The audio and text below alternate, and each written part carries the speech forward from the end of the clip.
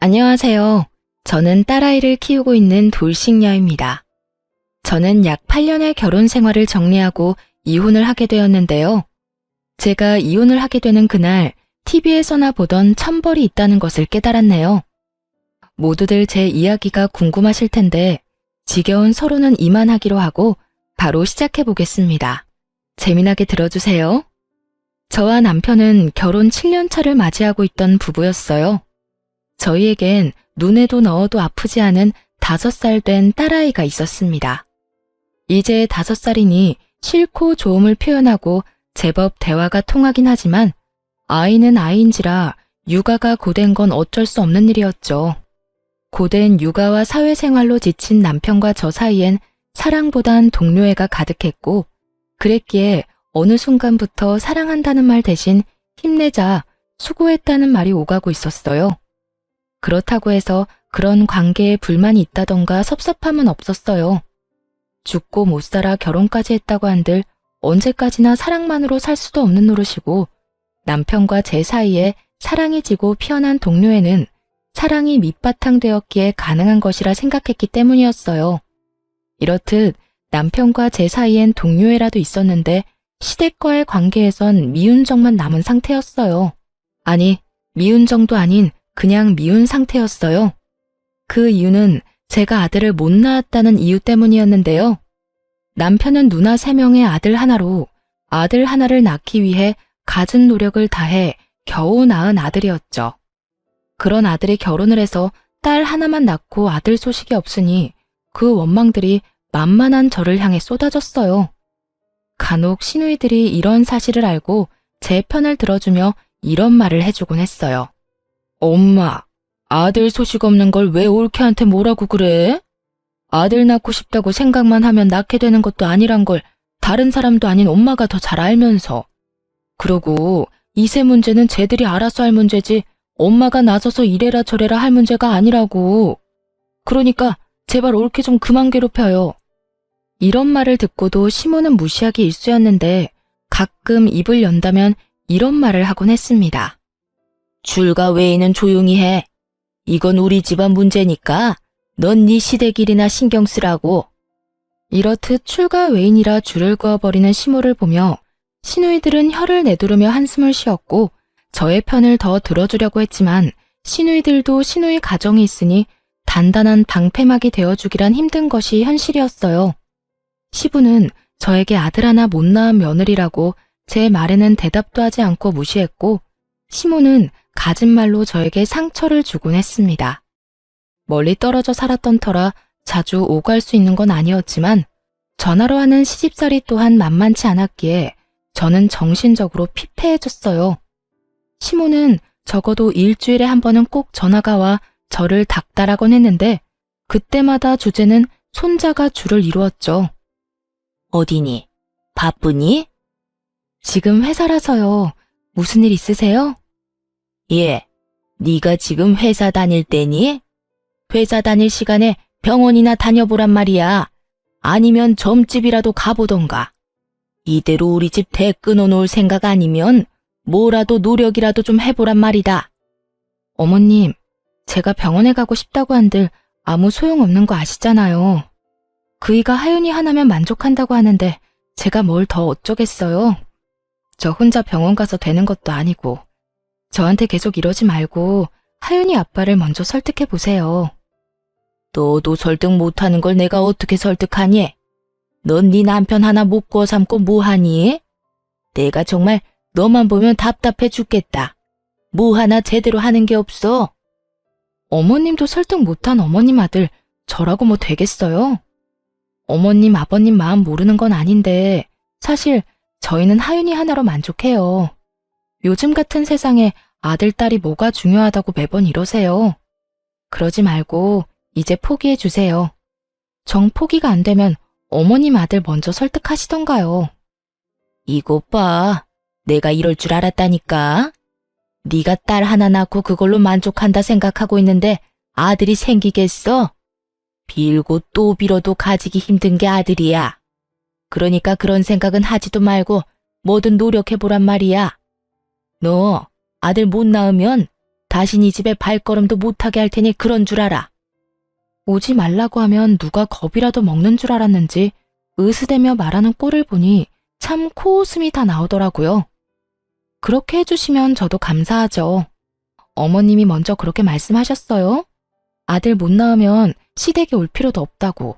시모의 으스대는 꼴에 마음의 소리가 나버렸고 시모는 제가 그것만은 절대로 안 된다고 빌기라도 할 줄 알았는지 도리어 고맙다고 하는 제 말에 당황한 듯 말까지 더듬으며 되묻더라고요. 뭐야? 그렇잖아요. 아버님은 제가 무슨 말을 해도 들은 척도 안 하시고 어머님은 제가 갈 때마다 말로 상처 주는데 저라고 뭐 가고 싶어서 간 시댁이었겠어요? 도리는 다 하고자 해서 갔던 거 아닐까요? 그런데 어머님이 이렇게 친절도 하시게 오지 말라고 하시니 앞으로 아들 낳지 못하면 가지 않도록 하겠습니다. 그러면 들어가세요.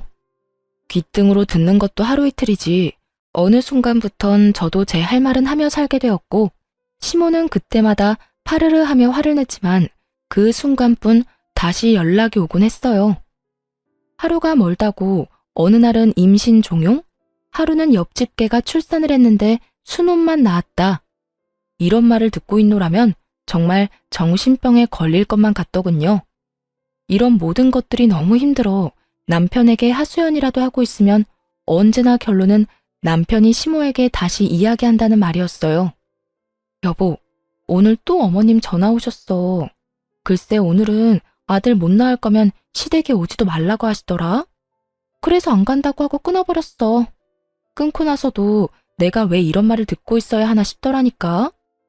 한두 번도 아니고 그냥 그러려니 해. 그렇게 매번 스트레스 받아 하면 당신만 힘들어.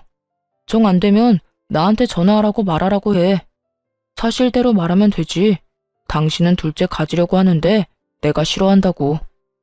내가 그 말을 안 했을까 봐서? 다 했어. 그런데도 어머님은 오로지 나만 잡으니까 문제지. 아니, 어머님도 아들 못 낳아서 그 시집살이를 당했다면서 어떻게 나한테 그렇게까지 하실 수가 있지? 아마 엄마는 본인 당한 거에 비하면 이건 아무것도 아니라고 생각하고 있을걸? 하여튼 너무 마음에 담아두지 말고 한 귀로 듣고 한 귀로 흘려. 나도 엄마한테 다시 말할 테니까. 그런데 여보, 진짜 우리 둘째 가지는 건 싫은 거야? 둘째도 딸이면 어쩔래? 나는 좋지만 당신은 더 힘들지 않겠어? 그리고 애 하나 키우는데 돈이 얼마나 드는데 쉽게 내릴 결정은 아니지. 아무리 아들 낳으면 아버지가 크게 한몫 주신다고 해도 그건 정말 아들 낳았을 때 일이고. 난 지금 우리 딸만 해도 만족해. 그래, 나도 우리 딸만으로도 충분히 행복한데 워낙 스트레스 받으니까 이야기해봤어. 그래, 나도 엄마한테 다시 이야기할게. 늘 결론은 같았고 남편이 시모에게 다시 말한다고 한들 달라지는 점은 없었어요. 하지만 대화를 나누며 싸우는 것도 아니었고 그런 대화 와중에 감정이 상하는 것도 아니었기에 시댁과의 감정은 좋지 않다고 해도 남편과의 관계는 끈끈하다고 믿어 의심치 않고 있었죠. 이런 남편이 어느 순간부터 점점 변해가고 있다는 생각이 들기 시작하더군요. 당시 딸은 어린이집을 다니고 있었는데 아침엔 출근길에 제가 등원을, 오후엔 남편이 퇴근길에 하원을 해주고 있었어요. 그런데 아이를 데리러 갈 시간이 지났는데 남편이 전화도 받지 않고 오지도 않는다는 연락이 심심치 않게 오더라고요. 여보, 어디야? 아직 회사야? 지금 가고 있어. 지금? 이렇게 늦을 것 같으면 선생님한테 연락을 해줘야지. 정 안 되면 나한테라도 연락했으면 내가 일찍 마치고 갔을 거 아냐. 요즘 따라 왜 이래? 혹시 회사에 일찍 나온다고 말하기 곤란한 상황인 거야? 일 처리하다 보면 이런 일 저런 일 다 생기는 거 당신도 알잖아. 나도 시간 내에 어떻게 해서 끝내보려고 정신없이 일하다가 연락 못한 거라고. 나라고 안 하고 싶어서 안 한 게 아니란 말이야. 하여튼 앞으로는 안 될 것 같으면 미리 연락할 테니까 잔소리 좀 그만해. 잔소리하는 게 아니라 그런 상황이면 내가 하윤이 데리러 가면 되니까 미리 말해달라고 하는 거야. 사람 말을 왜 그런 식으로 예민하게 받아들이는 거야? 그렇지 않아도 정신없는데 당신까지 전화로 이러니까 그렇지. 지금 어린이집 앞이니까 끊어. 집에서 이야기하자고. 날이 선 목소리에 짜증 가득한 말투. 남편이 예민한 상태라고 생각하긴 했지만 바쁜 시즌이기도 했고 아이 때문에 다른 사람보다 일찍 퇴근해야 하니 나름대로 예민해질 수밖에 없는 사정이 있겠거니 했어요. 거기에다 저 역시 회사 일로 정신이 없어 그냥 그러려니 하고 남편의 말을 믿고 넘긴 것이었죠. 그렇게 예민해진 남편의 눈치를 살피던 어느 날이었어요. 시모가 아무런 말도 없이 집으로 찾아왔더라고요. 때마침 주말이었던 터라 집에 있을 거라 확신하고 아침 7시부터 불시에 들이닥친 것이었어요. 어머님, 이 시간에 연락도 없이 무슨 일이세요? 아침부터 어디 갈 일은 없을 테니 연락도 없이 왔지. 하윤이는 일어나 있을 테고 우리 아들은 자니? 아, 네. 하윤이 아빠는 어제 늦게 들어와서 아직 자고 있고 하윤이는 아까 일어나서 놀고 있어요. 하윤이 아빠 깨울까요? 됐다, 둬라. 피곤한 사람 깨우긴 왜 깨워? 아이고, 일단 이거부터 받아봐라. 무거워서 팔 떨어지겠어. 시모는 끙끙거리며 저에게 박스를 건넸고 받아서 들었더니 한약이더라고요. 어머님, 이게 무슨 약이에요? 무슨 약이긴 네 약이지. 임신 잘 되는 약이야. 용하다는 데서 지어왔는데 그 약 먹고 아들 낳은 사람이 한두 사람이 아니다더라. 이거 먹기만 하면 아들은 무조건 낳는다고 하니 빼놓지 말고 먹기나 해. 내가 큰맘 먹고 큰돈 주고 사온 거니까. 세상에 그런 약이 도대체 어디 있냐고 말하고 싶은 걸 얼마나 참았나 모릅니다. 하고 싶은 말을 곧이곧대로 다 했다간 괜한 말만 길어질 것이 뻔했기에 그냥 참기로 한 것이었죠. 시모는 한약을 제게 건네고 딸이 있는 거실로 가며 아침을 차리라고 했고 전 일단 밥부터 먹이고 보내자 싶었어요. 그렇게 주방에서 상을 차리는데 거실에서 시모의 말소리가 들린다 싶더니 딸의 우는 소리가 들려오더라고요. 네가 그냥 나올 게 아니라 뭐라도 하나 달고 나왔으면 내가 이 고생은 안 해도 될 텐데. 넌 도대체 엄마 뱃속에서 뭐 했니? 남들 다 달고 나오는 거 하나 안 달고 나오고. 어휴, 꼴 보기 싫으니까 방에 가서 놀아. 시모가 딸을 마땅치 않아 한다는 건 익히 알고 있긴 했지만 직접적으로 딸에게 저딴 말이나 한다거나 저런 행동을 한 적이 없었기에 딸만큼 저 역시 놀랐어요. 이럴 줄 알았다면 한 공간에 두 사람을 두는 일도 없었을 텐데 설마 저딴 말을 아이에게 할 거란 생각도 못했던 것이었죠. 시모는 딸에게 삿대질하며 방으로 들어가라고 고함을 지르고 있었고 딸은 시모의 모습에 놀라 울고 있더군요. 그 순간 정말 피가 거꾸로 솟는 느낌이 들어 딸아이를 안방 남편의 품에 안겨주고 거실에 나와 시모에게 소리를 질러버렸어요. 지금 뭐 하는 짓이세요? 왜 애꿎은 하윤이한테 이러세요? 내가 뭘 어떻게 했다고 그러니? 못할 말한 것도 아니고 없는 말한 것도 아닌데. 그런 말은 애한테 할 말도 아닐 뿐더러 그런 행동은 절대로 하면 안 되는 행동인 거 모르세요? 애가 얼마나 놀라고 상처받을지 그런 생각은 전혀 안 하시냐고요. 어머님한테 하윤이는 손주도 아니에요? 어쩌면 손주한테 그런 식으로 행동할 수 있냐고요. 내 아들 딸이니 손주가 맞긴 하다만 달가운 손주가 아니란 건 너도 잘 알지 않니? 내 입장에서 머리라도 한 대 콱 쥐어받고 싶은 걸 그냥 눈앞에서 사라지라고 해준 거다. 그러니까 네가 지금 나한테 화낼 게 아니라 고맙다고 해야 할 상황이다 이 말이야. 그런 말이나 하실 거면 그냥 돌아가 주세요. 뭐야? 그런 말 같지도 않은 말씀 하실 거면 그냥 돌아가시라고요. 여긴 엄연히 저희 집이고 저희 딸 공간이에요.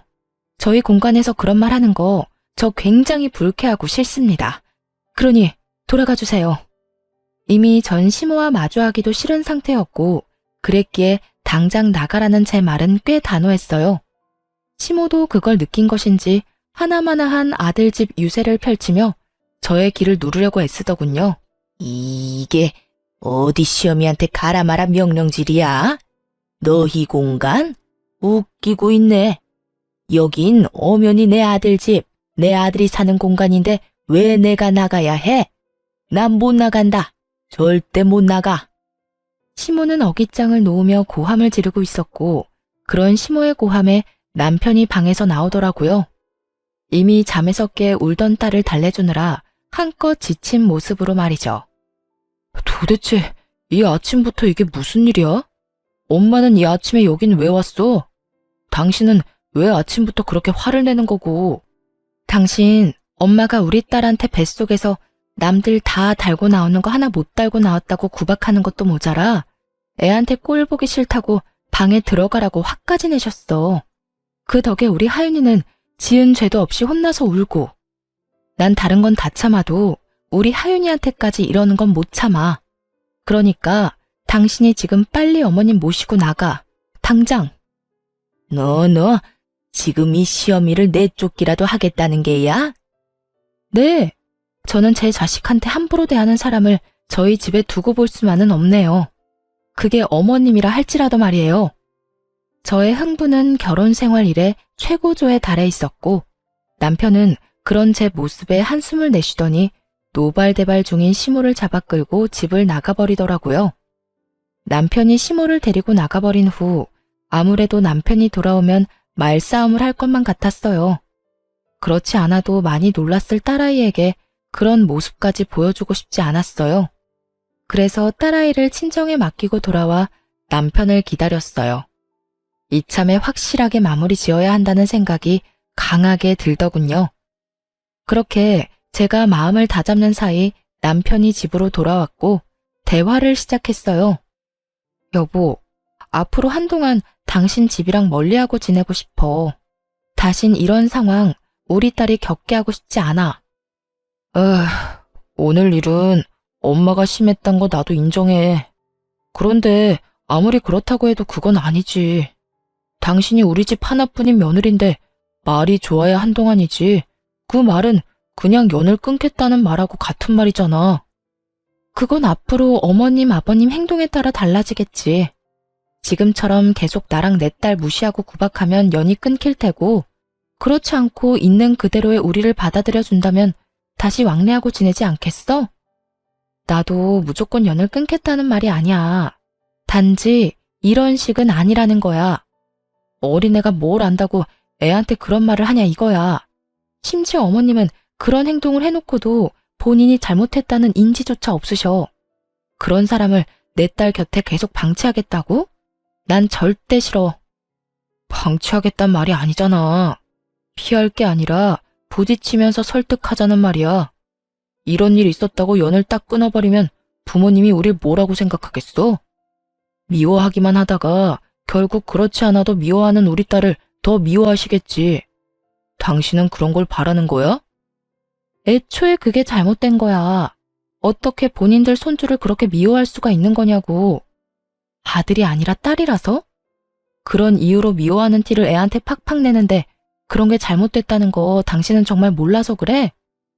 우리가 부모니까 우리가 딸을 보호해야 하는 게 맞는 거 아니야? 하여튼 나하고 하윤이는 한동안 시댁엔 안 갈 거니까 그런 줄 알고 어머님께도 우리 집에 오지 말라고 해줘. 당신이 전하지 않으면 내가 직접 말할 테니까 그런 줄 알고. 전 이때도 그렇고 지금도 그렇고 제가 틀린 말 했다고 생각하지 않습니다.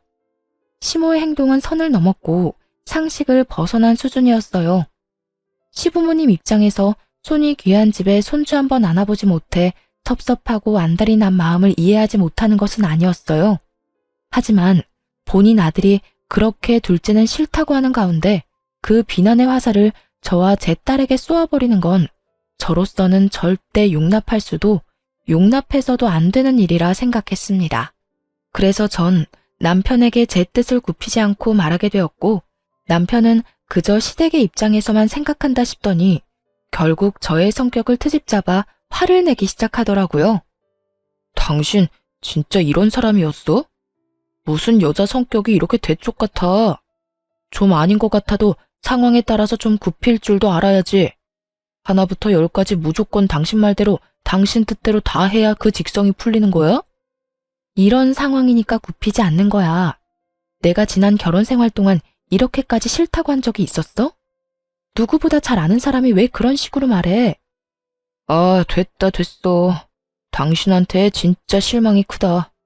난 당신이 이런 여자인 줄 꿈에도 몰랐다. 당신이 뭐라고 하든 난 우리 집에 갈 거니까 당신은 당신이 하고 싶은 대로 해. 더는 이 이야기 하지도 말자. 진짜 질리니까.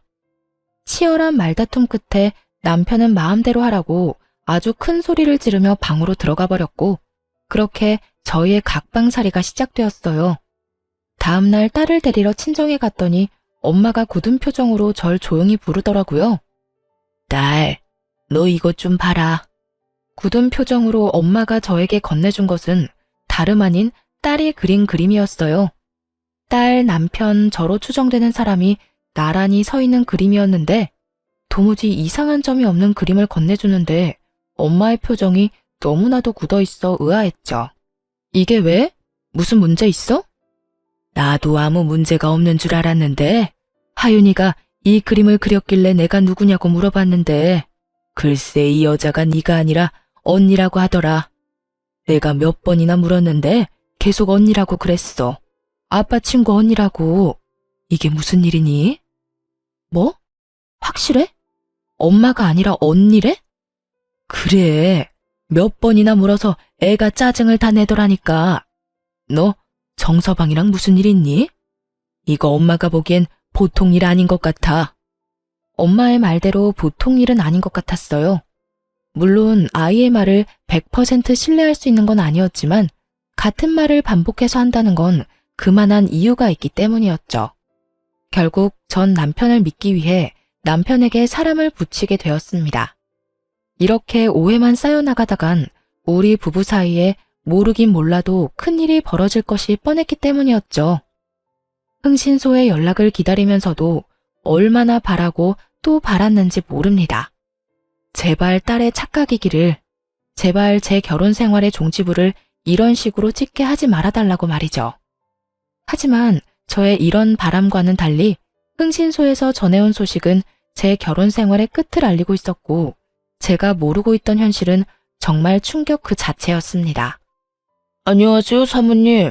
조사해본 결과 남편분은 외도를 저지르고 있는 것이 맞았습니다. 상대는 남편분이 다니고 있는 회사 근처 카페에서 일하는 알바생으로 나이는 25살이더라고요. 접근은 먼저 남편분이 했고요. 상간녀 역시 남편분이 유부남인 거 다 알고 있더라고요. 25살 어린 나이에 남편분을 정말 사랑해서 만나는 것 같지는 않고 아마 남편분이 어느 정도 가진 것이 있다는 사실을 알고 관계를 유지하고 있는 듯 했어요. 상간녀 집안은 더 조사해봐야 알겠지만 그렇게 부유한 집안은 아닌 듯 하고요. 일단 여기까지고요. 더 알아내는 대로 연락드리겠습니다. 우연찮게도 상간녀의 나이는 25살이라고 하더라고요. 남편을 처음 만났을 때 제 나이가 25살이었는데 참 많은 생각이 오가더군요. 들어보니 남편이 이때껏 딸 어린이집에 갑자기 늦기 시작한 건 전부 상간녀 때문이었는데 상간녀의 아르바이트가 끝나고 상간녀와 함께 딸을 데리고 간 것이었어요.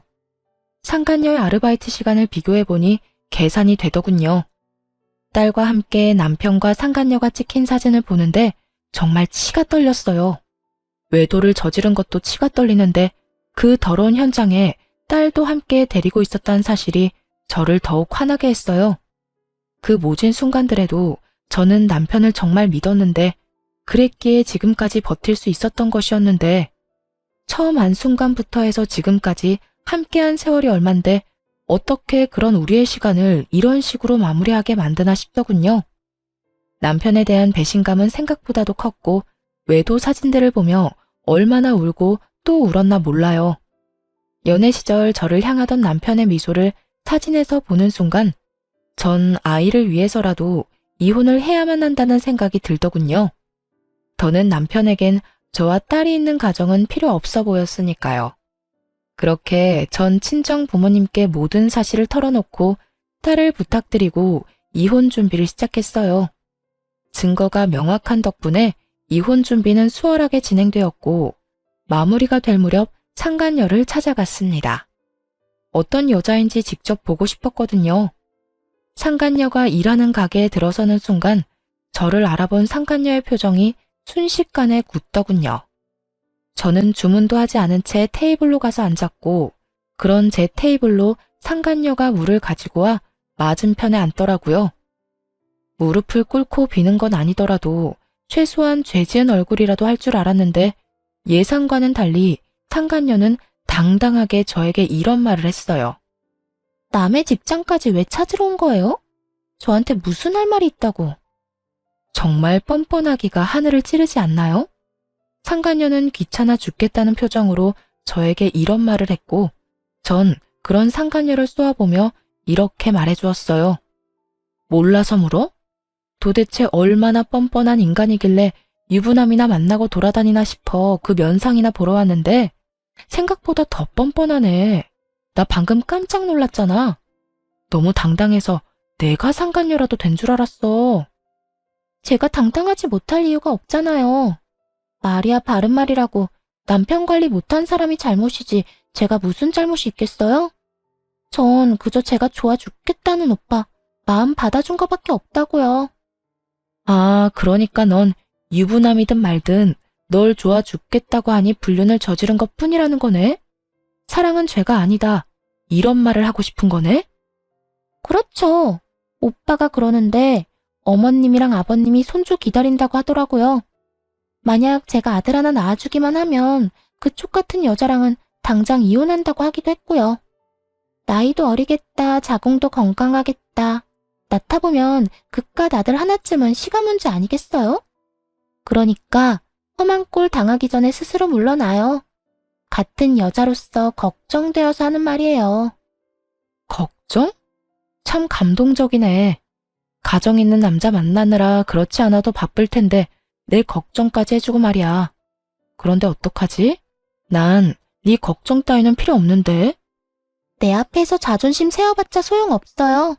그렇게 아득바득 노력해봤자 어차피 그쪽은 나한테 남편 뺏긴 불쌍한 여자일 뿐이니까요. 그러니 내가 한 말 너무 고깝게 듣지 말고 새겨들어요. 아, 그리고 내가 그쪽한테 위자료 많이 챙겨주라고 우리 오빠한테 잘 말해둘 테니 애 키울 돈 걱정은 하지 말아요. 나 그렇게까지 못된 사람은 아니거든요. 찾아올 때만 해도 조용히 있다가 가려고 했는데 상간녀 하는 꼴을 보니 그냥 가선 안 될 일이더군요. 남의 가정을 파탄으로 몰고 간 주제에 당당해도 너무 당당한 꼴을 짓밟아줄 필요가 있다고 생각했어요. 그래서 전 그대로 자리에서 일어서 상간녀의 뺨을 내리쳐버렸어요. 양쪽 뺨 다 말이죠. 갑자기 일어난 상황에 가게한 모든 시선은 저희에게로 향했고 전 상간녀를 향해 이렇게 말해주었어요. 뭘 그렇게 봐. 네가 내 남편을 빼앗아갔는데 이 정도는 해야 내 속이 풀리지 않겠니? 위자료? 잘 말해주면 좋지 나도. 그런데 내 위자료는 내가 알아서 잘 받아낼 수 있으니까 걱정하지 마. 참고로 너한테도 받아낼 생각이니까. 너도 돈 준비하는 게 좋을 거야. 금액이 네 생각보단 꽤 클 거야. 그러니까 넌 돈 준비나 똑바로 하고 아들 낳을 준비나 해. 너도 나처럼 아들 못 낳으면 네 오빠가 또 바람 피울지 누가 알겠니? 그럼 나는 이만 가볼 테니까 그딴 쓰레기 같은 집안에서 다 같이 한번 잘 썩어봐. 상간녀는 저를 노려보며 부들부들 떨고 있었고 전 그런 상간녀를 뒤로 한 채 집으로 돌아왔습니다. 소파에 앉아 얼얼한 손을 식히고 있는데 화가 난 남편이 집으로 들어와 저에게 따져묻기 시작하더군요. 야, 너 꼭 거기까지 찾아갔어야 했어? 너랑 내 문제인데 왜 M&A를 찾아가서 그 곤욕을 겪게 만들어? 그 순간에도 남편은 제가 외도 사실을 안 것 자체에는 관심조차 없었고 그저 상간녀가 겪게 된 상황만 불만이 가득해 보이더라고요. 정말 오만정이 다 떨어진다고 그러죠? 저는 남은 정이 없다고 생각했는데 그렇지 않았는지 노발대발 남편을 보고 있는데 정이 뚝뚝 떨어지는 느낌이 들었어요. 이게 어떻게 너랑 내 문제만 돼? 그리고 곤욕? 나는 내 남편과 내 딸의 아빠를 잃게 생겼어. 그런데 그까짓 일이 곤욕이래? 그래, 네가 오늘 찾아가서 그 난리를 피워준 덕분에 유진이 일자리도 잘리고 얼굴까지 못 쓰게 됐더라. 네가 때렸다며? 그러면 내가 거기까지 그냥 인사만 하려고 간 줄 알아? 그리고 똑바로 알기나 해. 딱 2대 때렸어. 그 두 대로 걔 얼굴이 못쓰게까지 됐다고 하면 걔 얼굴에 문제가 있는 거야. 알겠어? 진짜 못쓰게 만들어주려다가 겨우 참은 사람 그만 건드려. 진짜 이해가 안 돼서 하는 말인데 지금 당신이 뭘 잘했다고 나한테 큰 소리야? 지금 무릎 꿇고 제발 이혼해달라고 빌어야 하는 상황인 거 몰라? 너 지금 내가 이혼 안 해주면 이혼도 못해. 배운 만큼 배웠다는 사람이 몰라서 이렇게 내 앞에서 당당한 거야? 내가 바람 피운 것까지 다 알게 됐는데 당신이 나랑 계속 살겠어? 그럴 리가 없잖아. 그동안 허투루 산 건 아니었나 보네. 그건 아는 걸 보니 말이야. 그래, 나 이혼할 거야. 그런데 그냥 편하게는 이혼 못 해주지. 원하는 게 뭐야? 양육비 다 필요 없으니까 이 집 나한테 넘겨. 위자료도 물론 줘야 할 거고 나 상간녀 소송도 할 거니까 그런 줄 알아. 뭐? 이 집을 넘기라고? 그게 말이나 돼? 이 집 살 때 내 돈도 절반 들어갔고 그 절반만 넘기는 건데 뭐 그렇게 쪼잔하게 굴어. 이 이혼 하루라도 급한 사람은 내가 아니라 너 아니니? 얼른 그 여자랑 살림 차리고 아들 하나 낳아야 할 거 아니야. 그 여자는 그런 삶을 원하는 것 같던데. 남편은 고민하는 듯 싶더라고요. 집을 넘기는 것이 아깝긴 하지만 25살의 어린 상간녀를 잃는 것이 더 아까웠던 남편은 결국 저의 뜻대로 해주기로 했습니다. 정말 최악 중에 최악이지 않나요? 딸의 면접 교섭권도 포기하고 오로지 어린 여자 하나에 미쳐서 모든 것을 넘겨버리는 그 꼴이 말입니다. 그렇게 미쳐준 덕에 저는 제가 원하는 걸 다 가지긴 했지만 한심한 마음이 드는 건 어쩔 수가 없더라고요. 어쨌든 저는 이혼을 진행하게 되었고 상간녀 소송도 진행해 위자료를 받을 수 있었어요. 여러 가지 소송이 진행되며 상간녀와 전 남편이 조금씩 다투는 모습을 보기도 했지만 그깟 일로 헤어질 거란 기대는 하지 않았어요. 그저 저는 돈과 집을 얻었고 무엇보다 제 딸을 지켰으니 다 되었다 싶었어요. 그렇게 이혼을 하게 되었고 이혼 의사 확인서를 제출하고 비로소 완전한 돌싱이 된 날이었어요. 그간 연락 한 통 없던 전 시모에게서 전화가 오더라고요. 이혼 소식을 들었나 싶기도 했고 도대체 무슨 말을 할까 싶어 전화를 받았어요. 심한 말을 한다면 그동안 참았던 말들을 좀 해주고 싶기도 했으니까요.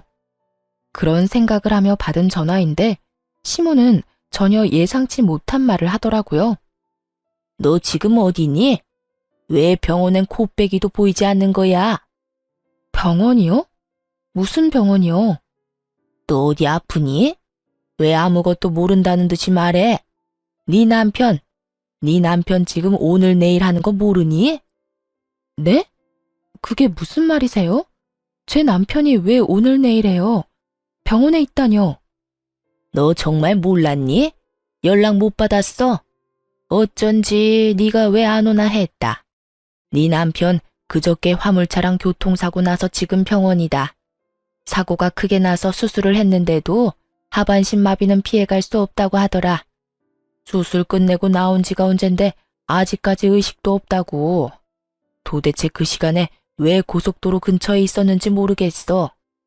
전 남편의 전화는 차단을 해버렸고 나머지 이런저런 연락을 받고 싶지 않아 전화를 꺼둔 사이에 이런 일이 일어났다니. 도대체 어떻게 된 일인가 싶었어요. 들어보니 고속도로를 올리기 직전에 사고가 난 것 같은데 그 시간에 왜 거기 있었는지 이해가 되지도 않았고요.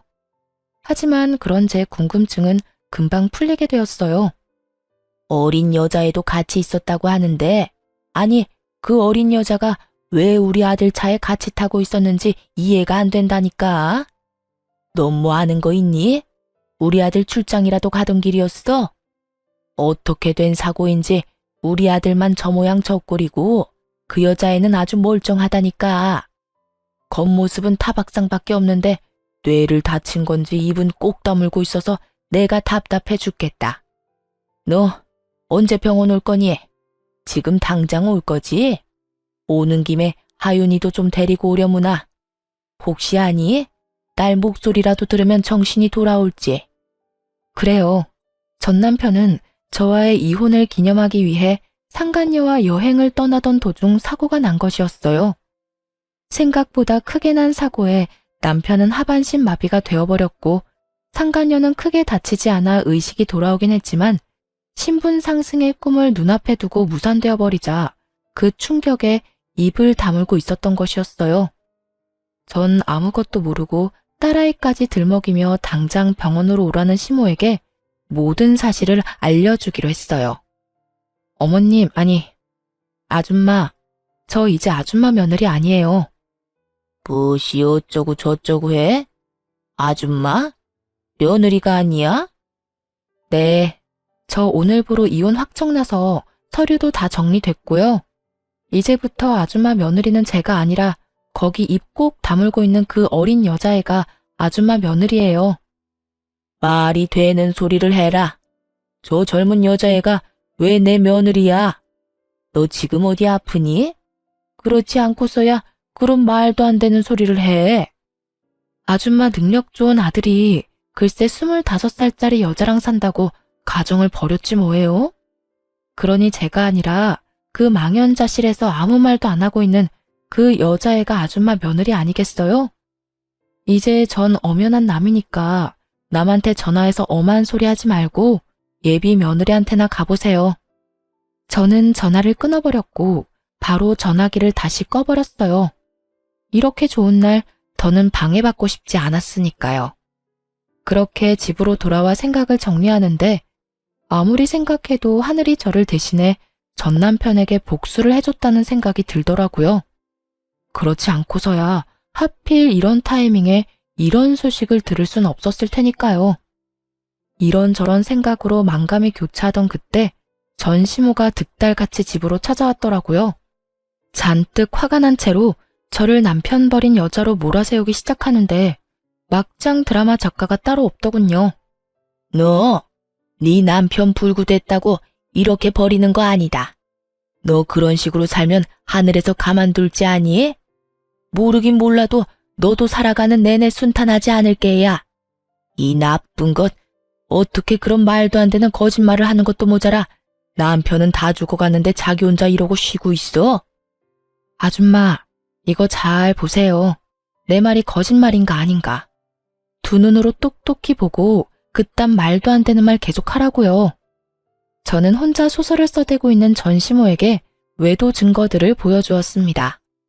한참을 놀란 눈을 하고 증거들을 보던 전시모는 전 남편이 딸까지 데리고 상간녀를 만난 모습에 많이 놀란 듯 억소리까지 내더군요. 그랬겠죠. 전 남편이 딸이라면 죽고 못 사는 모습이 기억날 텐데 지금 본인의 손에 들린 사진은 다른 진실을 말해주고 있었으니까요. 이제 알겠죠? 제가 먼저 배신한 게 아니에요. 아줌마 아들이 먼저 외도를 저질렀고 그것도 모자라 그 여자 때문에 가정까지 버렸다고요. 그렇게 예뻐하던 딸 양육권까지 포기하고 가버린 건 다름 아닌 아줌마 아들이라고요. 아무리 그래도 너희가 함께한 세월이 얼만데 병원 정도는 가줄 수 있지 않니? 내가 이 나이에 그 뒷바라지를 어떻게 한단 말이니? 그러지 말고 한동안 병원 좀 가서 네가 우리 아들 병시중 좀 들어다오. 사람을 구하긴 했어도 믿을 수가 없어. 그러니까 네가 좀 가서 도우라니 말이야. 아줌마 아들이 누굴 닮아서 그렇게 뻔뻔하나 싶었더니 다 아줌마 닮아서 그리 뻔뻔했나 봐요. 뭐야? 아니 사람이 뻔뻔해도 정도가 있지. 어떻게 다른 이유도 아니고 남편이 바람 피워서 헤어졌는데 그런 전 남편 병시중을 들라고 할 수가 있어요? 진짜 궁금해서 묻는 말인데 아줌마 얼굴은 철판이라도 까셨어요? 그렇지 않고서야 이렇게까지 뻔뻔할 수는 없을 것 같아서요. 저는 제가 느끼는 감정과 더불어 머릿속에 있는 말들을 그대로 전시모에게 전해주었고 그런 제 말에 화가 머리끝까지 난 전시모는 제 머리채라도 잡을 요량으로 저에게 달려들더군요. 전 그대로 전시모의 손과 몸을 제압해버렸고 그대로 문 밖으로 던져버렸어요. 그리곤 예전 전시모가 사주었던 한약을 바닥에 고꾸라진 전시모에게 다 던져버리곤 이렇게 말했습니다. 워낙 귀한 거라고 하니 한 첩도 안 먹었어요.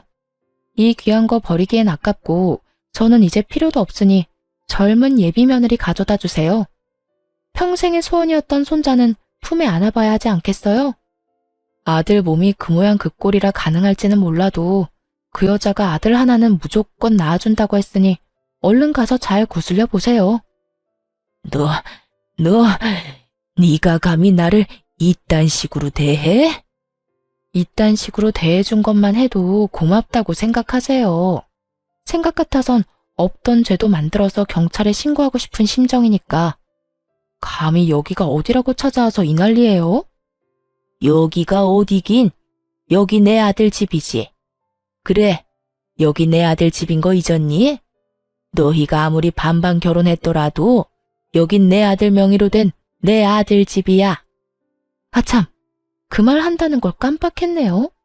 이 집 애초에 아줌마 아들 명의였던 적 없어요. 아줌마가 하도 우겨대니까 그냥 아줌마 아들 명의로 한다고 하고 공동 명의로 해놨었어요. 그리고 이혼할 때 제 명의로 다 옮겨왔고요. 그러니까 이게 무슨 말이냐면 이 집은 아줌마 아들과는 아무 상관도 없는 제 명의, 제 집이란 뜻이에요. 그러니까 이상한 소리 하지 말고 저희 집 복도에서도 사라져 주세요. 여기에서 이러고 있는 것도 꼴 보기 싫으니까요. 저는 그대로 문을 닫아버렸고 한동안 밖은 전 시모의 난동으로 인해 시끄럽더라고요. 하지만 그것도 잠시 신고정신 투철한 주민 여러분 덕분에 전 시모는 쫓겨나듯 아파트를 떠나게 되었어요. 그 후 들려오는 소식엔 저에게 위자료를 주느라 빚을 낸 상간녀는 하는 수 없이 하반신 불구가 된 전 남편과 함께 전 시댁으로 들어갔다고 하더군요. 하지만 전 시모와 전 시부는 큰맘 먹고 들어간 상간녀를 아들 불구로 만든 재수없는 년이라고 하며 쉼없이 상간녀를 괴롭혔고 상간녀의 방패막이 되어야 할 전 남편은 폐인이 되어 그 모든 것을 방치했다고 하더군요. 결국 견딜 수 없었던 상간녀는 야반 도주를 해버렸는지 그들의 부모는 완전 폐인이 되어버린 아들을 안고 오늘 내일 하며 살고 있다는 이야기를 들을 수 있었습니다. 이 모든 이야기를 어떻게 알았냐고요?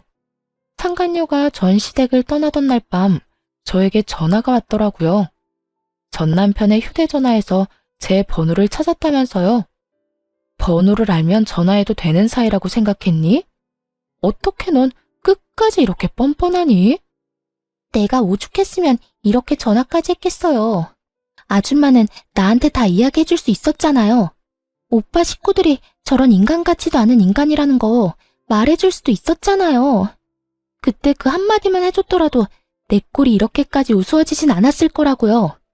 내가 뭘 잘못했다고 사람을 쥐잡듯이 잡아요? 내가 뭘 잘못했다고 아들 잡은 년 취급을 하냐고요. 내가 그런 말을 왜 해줘? 네 말대로 남편 관수도 못해서 딴 년한테 남편 뺏긴 여자가 너한테 그런 충고할 자격이나 있었겠어? 그리고 네 인생 네가 꼬아놓고 왜 엄한 사람 탓을 해? 정신 차려 이 한심한 거사. 어린 나이 하나 믿고 남자 홀릴 땐 언제고 이제 와서 뭐가 어쩌고 저쩌고 해? 왜 말을 안 해줬냐고? 아직 험한 꼴 덜 당했지. 인생 더 나락으로 가게 한번 만들어줘봐. 네가 어디 있는지 어디서 뭘 하는데 어떻게 해서든 알아내서 실시간으로 네 시엄마한테 다 알려줘봐. 이 여자가 진짜 미쳤나? 그러기만 해요, 어디? 내가 진짜 가만 안 있어. 그러니까 피차 귀찮은 일 만들지 말고 연락 좀 하지 마. 알겠어? 그 후론 정신 나간 상간녀에게 연락이 오는 일은 없었고 그 대신 예전 시부모가 집으로 찾아오더군요. 전 문도 열어주지 않았고 그 후 집을 이사해버렸어요. 집을 옮기는 김에 친정도 이사하게 되었고 큰 집을 사 함께 지내고 있습니다. 어느새 초등학생이 된 딸은 마음이 아프지만 다행스럽게도 아빠를 찾는 일은 거의 없어요. 크면서 아빠를 찾는 일이 생길 수도 있겠지만 제가 많은 사랑을 주며 키운다면 딸도 모든 사실을 잘 이해하고 넘길 수 있을 거라 생각하고 있어요. 처음 전 남편의 외도 사실을 알았을 때 이혼을 다짐하면서도 딸 때문에 고민하지 않았던 건 아니었어요. 이혼녀 딱지는 괜찮지만 이혼녀의 자식이라는 딱지는 딸에게 지게 하고 싶지 않았기 때문이었죠. 하지만 그런 걱정과 그런 우려가 무색하기도 딸은 밝고 건강하게 자라고 있고 이혼에 대해서도 천천히 조금씩 잘 받아들이는 것 같아 여러모로 다행스러운 요즘이네요. 앞으로도 딸에게 더 많은 사랑을 주고 더 많은 시간을 함께 보낸다면 조금이라도 아빠에 대한 부재를 메워줄 수 있지 않을까 합니다. 이로써 저의 사연도 끝이 났습니다. 함께 해주신 모든 분 감사합니다. 다들 건강하세요.